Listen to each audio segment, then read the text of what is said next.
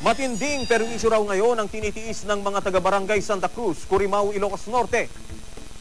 Sangkatutak na langaw daw kasi ang nagliliparan sa loob at labas ng kanilang mga bahay. No inabro si Dan asar may tapug. May tapug latat nga ngilaw ta inabraw. Bukod dito, delikado rin daw sa kalusugan ang mabahong amoy na umalingasaw sa lugar. Ano, nagito bingar pagdandanaga tanda ta sakit dapat. Ang problema raw na ito, nagbumula sa isang poultry farm na 100 metro ang layo mula sa residential area. Pinuntahan ng GMA News ang poultry kasama ang barangay chairman.